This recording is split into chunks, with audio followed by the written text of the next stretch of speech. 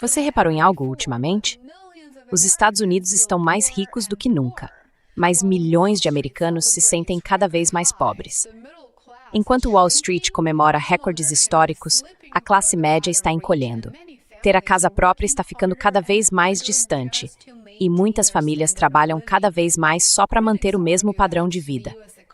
Críticos dizem que a economia americana vem recompensando cada vez mais quem tem ativos financeiros, e não quem vive do salário.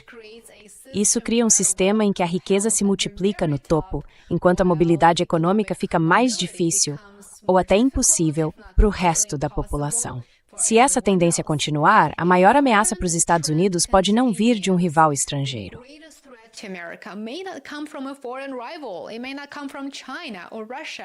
Talvez isso não venha da China, da Rússia ou de qualquer outro lugar. Pode vir, na verdade, de uma economia que deixa para trás uma parcela cada vez maior dos seus próprios cidadãos. Apesar dos Estados Unidos continuarem sendo a maior economia do mundo, milhões de americanos se sentem financeiramente pior do que há 10 anos.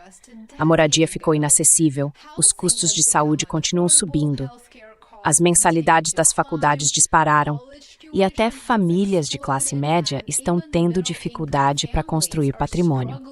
Hoje, a maioria dos americanos não consegue comprar uma casa, não consegue pagar as despesas médicas do próprio bolso e, por causa disso, acabam aumentando suas dívidas médicas e estourando o limite dos cartões de crédito.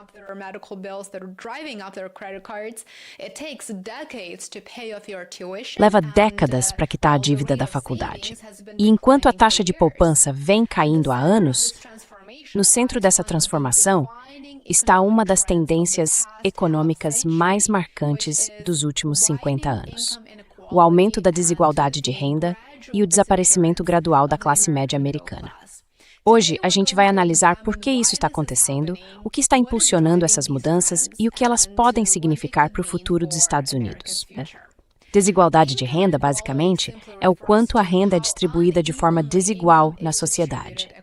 Embora algum nível de desigualdade exista em todos os países do mundo, os Estados Unidos tiveram um dos maiores aumentos entre as economias avançadas desde o fim da década de 70.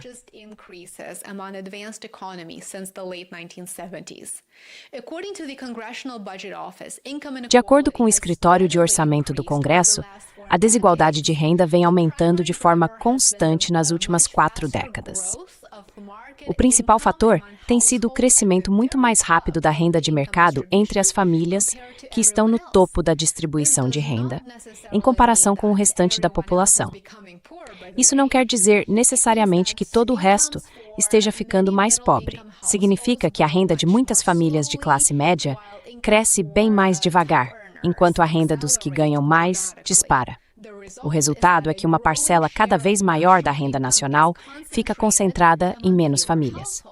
E essa tendência mudou de forma profunda a estrutura da economia americana e também da nossa sociedade.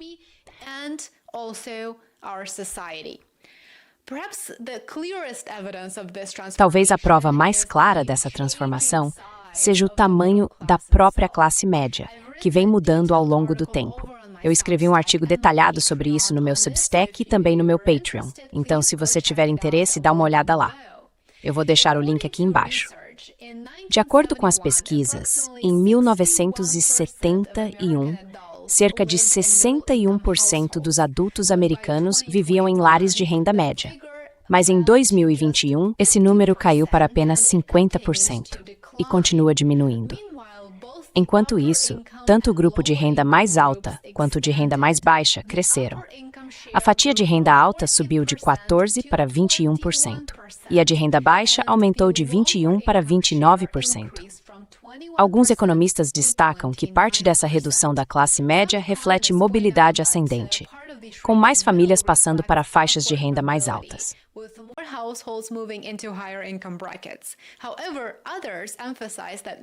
Mas outros destacam que muitas famílias caíram de patamar ao mesmo tempo por causa dos salários estagnados, do aumento do custo de vida e da queda na segurança econômica. Em outras palavras, a classe média americana foi esvaziada pelos dois lados. Claro, não existe uma única explicação para o crescimento da desigualdade de renda. Os economistas, em geral, apontam para várias forças estruturais que atuam juntas. A primeira é a mudança tecnológica. A automação e a inteligência artificial aumentaram a demanda por trabalhadores com alta qualificação, enquanto substituíram muitos empregos rotineiros na indústria e na área administrativa.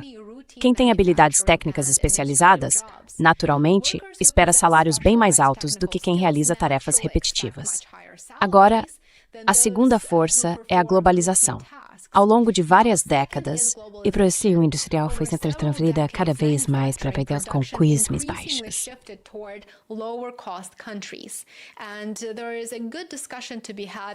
E dá para ter uma boa discussão sobre as vantagens e desvantagens de fazer isso. Mas o fato é que os Estados Unidos se desindustrializaram e a economia acabou se tornando muito mais financeira. Enquanto os consumidores se beneficiaram com produtos importados mais baratos, muitas comunidades industriais americanas sofreram com a perda de empregos e a pressão sobre os salários. O terceiro ponto é a queda na sindicalização. Os sindicatos trabalhistas, que antes ajudavam a negociar salários mais altos, aposentadorias e benefícios para milhões de trabalhadores, perderam força. E, com essa queda na participação sindical, muitos trabalhadores perderam poder de negociação em relação aos empregadores. Agora, o quarto ponto é a educação. Pessoas com diploma universitário continuam ganhando bem mais do que quem não tem ensino superior. Ao mesmo tempo, o custo para conseguir essa formação subiu muito, o que cria barreiras ainda maiores para as famílias de baixa renda.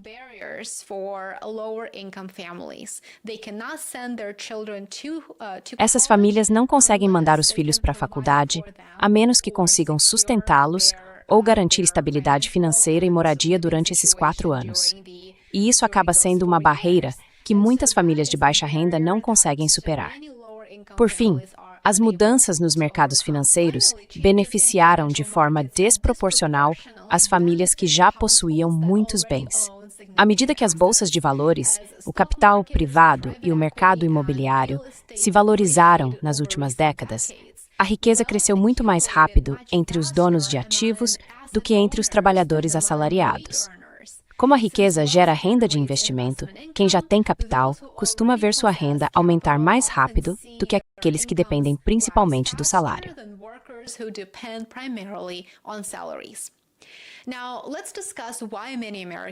Agora vamos falar sobre por que muitos americanos sentem que estão em pior situação. As estatísticas de renda mostram só uma parte da história, claro. As despesas de vida aumentaram rapidamente em várias áreas essenciais. O preço das moradias subiu muito mais rápido do que a renda em muitas regiões metropolitanas dos Estados Unidos. Os custos de saúde continuam consumindo uma parte cada vez maior do orçamento das famílias. E as despesas com creche e cuidados infantis se tornaram proibitivas para muita gente. O ensino superior muitas vezes obriga os estudantes a acumular uma dívida considerável antes mesmo de entrar no mercado de trabalho. Mesmo que os salários tenham aumentado em termos nominais, muitas famílias sentem que cada pagamento traz menos segurança financeira do que as gerações anteriores tinham.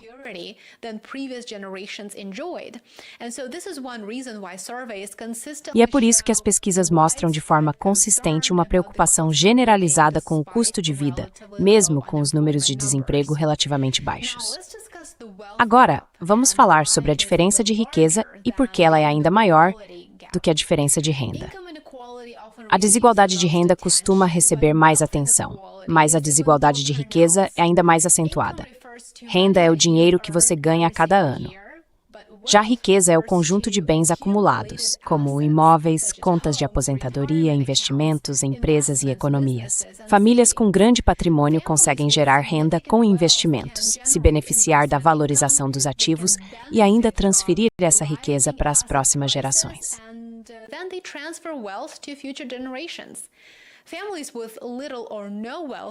Famílias com pouca ou nenhuma riqueza costumam depender apenas da renda do trabalho. Então, à medida que o valor dos ativos aumenta com o tempo, a desigualdade de riqueza pode crescer muito mais rápido do que a desigualdade de renda. Isso cria um ciclo que se reforça sozinho, em que a riqueza gera cada vez mais riqueza. Agora, o que pode acontecer a seguir? Se as tendências atuais continuarem, economistas alertam para várias consequências de longo prazo. Uma possibilidade é um crescimento econômico mais lento. Famílias de renda média geralmente gastam uma parte maior da renda do que as famílias mais ricas.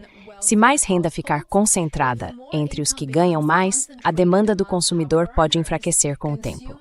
Outra preocupação é a queda na mobilidade social.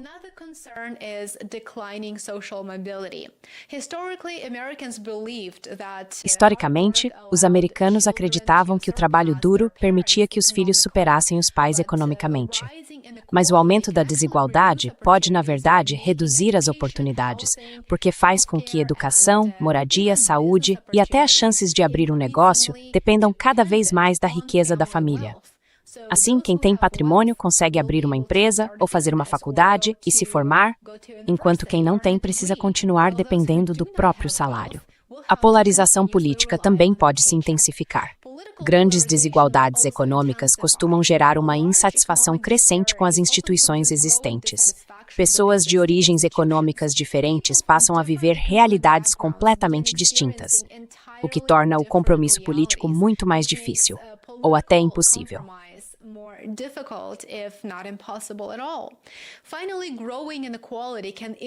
Por fim, o aumento da desigualdade pode tornar o sistema financeiro mais instável com o passar do tempo.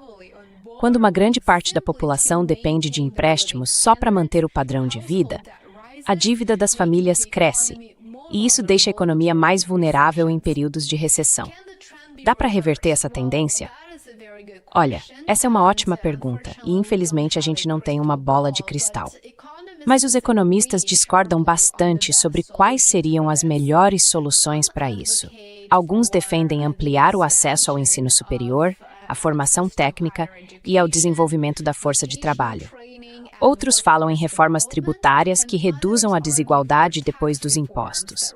Há também quem proponha fortalecer as leis trabalhistas, aumentar a concorrência ou adotar medidas que incentivem uma distribuição mais ampla da propriedade de ativos financeiros.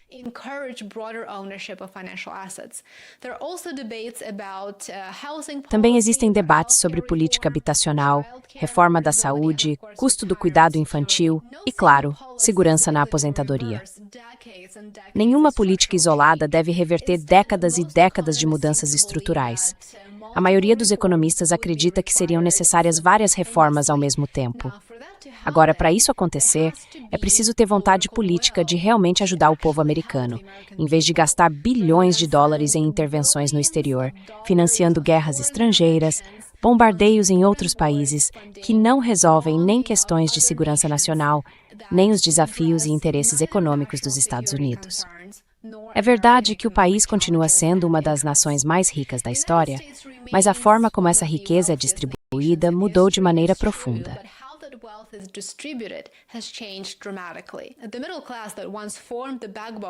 A classe média, que antes era a base da economia americana, foi encolhendo aos poucos.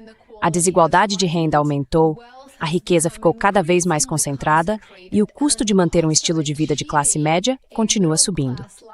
Se essas tendências vão continuar, ou se os formuladores de políticas vão encontrar maneiras de fortalecer a mobilidade econômica, pode ser isso que vai definir o futuro do que a gente costumava chamar de sonho americano.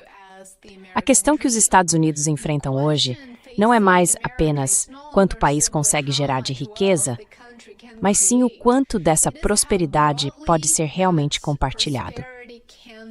Se você gostou dessa análise, não esqueça de curtir, se inscrever e deixar sua opinião nos comentários. Como sempre, eu adoraria saber o que você pensa. Aproveite o resto do seu dia e a gente se vê aqui de novo amanhã. Cuide-se.